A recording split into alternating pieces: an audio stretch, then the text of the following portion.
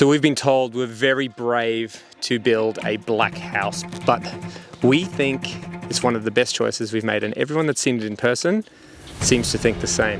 So it's the Shou Sugi Ban. The process is very cool, way less maintenance than normal timber. This stuff stays the same. You oil it a couple of times and it's pretty much set and forget. It lasts about 50 years, so well and truly into my old age. So in this episode, we're going to talk you through how we've installed it, the process behind that, and everything in between. So let's dive in. All right, what a crazy morning this has been. So we are here at Agape, checking on the secondary dwelling, making sure that everyone's got what they need. But you can see we have got the cladding starting, which is such a milestone here. The boys from Turnberry Constructions fixing it up. So we got hot, cold, and gas goes through, all have been done. The windows are in, which is really cool. What you can see is all the battening system that they've set up here. Now, the team have really spent a lot of time making sure everything's waterproof, and they have a very unique system on how they do this so that no rain ever gets in through the windows and stuff. This all is gonna be clad in the Shou Sugi Ban. As you can see, it's very tall, so it's a lot of work in it. I just wanted to bring you guys here to show you how we prep for our cladding. In particular, this one we're using the Pro Climber system, and we've got the charred timber cladding going on it. But the most important thing to any structure is letting the house breathe and protecting it from the weather, obviously. But this system in particular, I'll bring you up and show you. Although this is a passive house system and we're using a lot of, I guess, elements that a passive house would use, we're not following it completely, and it's not going to be a passive house. Instead of just fixing our cladding straight to this frame, we've allowed a completely vented cavity, so any moisture that gets on this wrap, whether it's just moisture off the building, sweating, or if it's actual rain that has penetrated the cladding, which is possible, it'll drip down through here, get through all these vent strips, and it'll go down to our bottom strip that has also a vent in it, so everything can breathe. It also isn't going to generate mold inside the wall. Might cost a couple of dollars per square meter more than the generic setup, but we know that our product is going to look amazing in 20 years, and the house is going to have no mold. It's going to be a healthy house to live in. That little bit of extra cost, I'd highly recommend spending that money. Over the years, I've had so many things tried and tested, and some definitely failed. And a lot of people just use a tape flashing or a really cheap Alcor or a cheap flashing for here. We actually get proper flashings made up and custom made, so they sit over and they're going to last as long as the window is going to last, and the water can't get under that flashing, so it goes over and doesn't ever find its way down here. And you'll see a lot of houses get rotted out, flooring damaged, and mold build up at the base of the window where the water sits. So that's critical. Everything's sealed. All our windows have its own Z flashing, so any moisture gets over our windows and nothing gets trapped in behind there and gets into the house. You can see this is all our charred timber we're installing, and everything's been set out perfectly to match in flush with our exposed structure. This amazing steel portal frame had to be here anyway. The engineer needed this for the house to have no deflection. So we decided to express it and expose it, which doesn't really cost any more money. It's just a little bit more setup detail to get that perfect connection. And you can see the two raw materials together are just perfect. Okay, so we are here today checking out the timber cladding that's getting installed. So we've opted for the trend plank Shou Sugi Ban from Mortlock Timber. It's a 120 by 19 mil, and it's a spotted gum. So the process that they use to make this is they take a piece of timber and then they basically burn it. So they actually have flamethrowers and they burn the timber and then they oil it. It's a custom order. So you basically order how much amount and then they go and run it through. Man, they've done a sick job of this. And it's really cool to see the variations in the timber. It's really natural.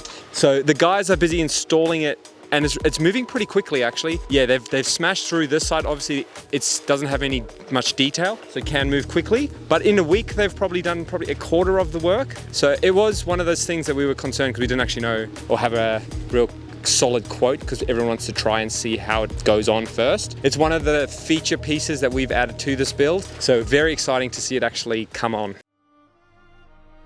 We opted for this just because it's a piece of timber that will last a long time. It's already been charred, it kind of preserves and protects it. The charred layer, it actually doesn't really, I guess, lose its tannins or you'll see wood gray out over time, so it doesn't really change. What it means is that it becomes low maintenance, and these things usually last, I saw, 50 years, which is a very long time. So if we used a natural timber like teak or something, you'd have to be constantly oiling it, which I just definitely did not want to be doing. So we opted for this for just that like longevity, and also because it's imperfect. And you can see there's different textures throughout, so it creates a very interesting look. It creates a really nice backdrop, like against green and any kind of color, it really pops. It was definitely a big gamble for us, but we're very excited to see it actually go on and how it's turning out. You either love it or you hate it, but we love it because it really leans into the wabi-sabi look that we're trying to go for.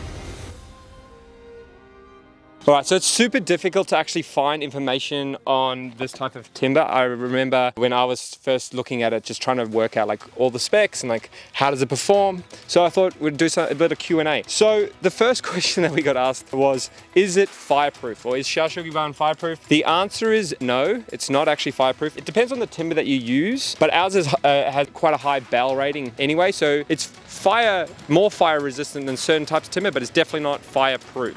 The next question up is, won't it be hot?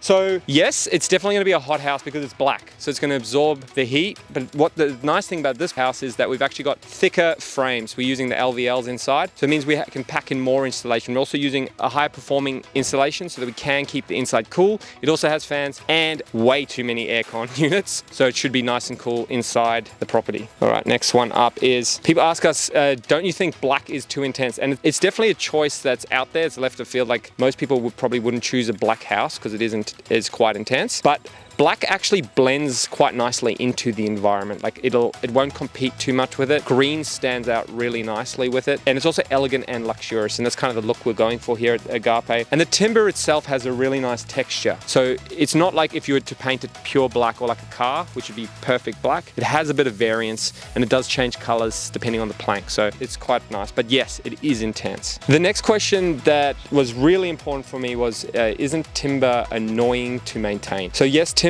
generally is a lot of work because you've got to keep resealing it basically every 6 to 12 months, and so it needs a lot of maintenance. With this Shou Sugi Ban, you don't need to do that. You only have to oil it, and oiling is much simpler than painting because it doesn't show imperfections as much, and you only have to do it like, I think it's like every 5 to 7 years, so it's far fewer times than painting, and it's because of the charred layer. It actually protects the timber and it doesn't gray out, so it stays how you install it, whereas a lot of timber will change over time and look gray, and if you like gray, that's cool, but we kind of wanted our aesthetic to stay the same. Wouldn't standard timber be better? And for me personally, I actually really like the look of standard timber, and yes, it would be better, but the maintenance hell that you sign up for is just not worth it, especially when you have this much timber. On the big house as well, it's a lot of timber, so we needed to make sure it was something that we didn't need to maintain, because maintenance costs money and time, and when you're trying to rent out something, you don't want to have downtime. And the final question was, isn't that too expensive? And the answer is yes, it is very, very expensive, but it's like every other natural timber cladding, right? It's not perfectly straight, it's bent, it's warps, it's like harder to install, but that's going to be the same with any timber. So we always were going to go with the timber, and it costs about 4 to 5 times what it would cost if you would do a standard cement sheeting, because those sheets come real big, you can smash them out, you can install them real quick, so labor and material is way cheaper. And look, for standard houses, probably recommend if you're on certain budgets or certain places, like we will use the cement cladding on probably the wellness center because it is more cost effective. But when we're trying to create a statement, we decided to go with the black char just because it looks that good, and we're very excited to see it once it's all fully done and ready to go.